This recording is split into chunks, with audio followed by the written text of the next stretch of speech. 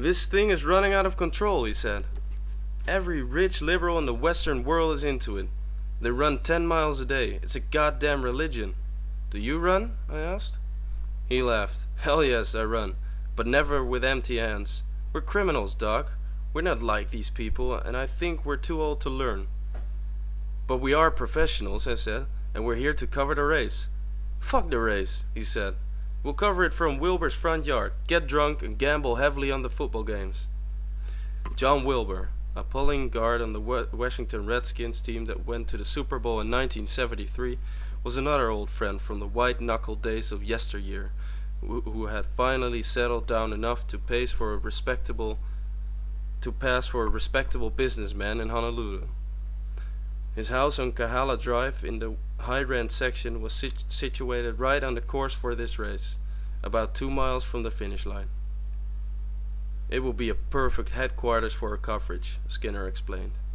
We would catch the start downtown, then rush out to Wilward's to watch the game and abuse the runners as they came by the house, then rush back downtown in time to cover the finish.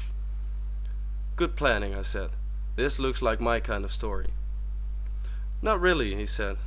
You've never seen anything as dull as one of these silly marathons, but it's a good excuse to get crazy. That's what I mean, I said. I'm entered in this goddamn race. He shook his head. Forget it, he said. Wilbur tried to pull a Rosie Ruiz a few years ago when he was still in top shape.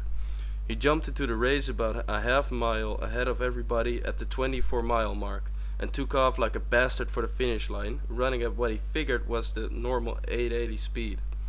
He laughed. It was horrible, he continued. 19 people passed him in 2 miles. He went blind from vomiting and had to crawl the last 100 yards. He laughed over again. These people are fast, man.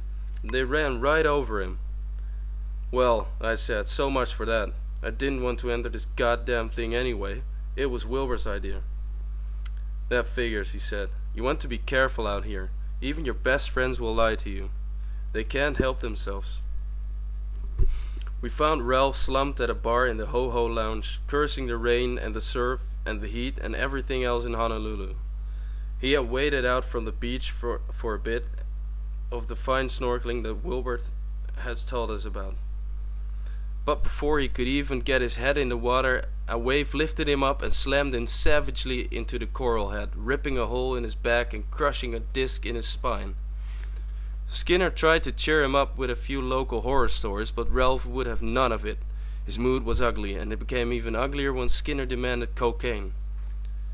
"What are you talking about?" Ralph screamed. "The dumb dust, man," Skinner said. "The lash, the crank, the white death. I don't know what you limeys call it." "You mean drugs?" Ralph said finally. "Of course I mean drugs," Skinner screamed. "You think I came here to talk about art?" That finished that. Ralph limped away in a funk, and even the bartender got weird.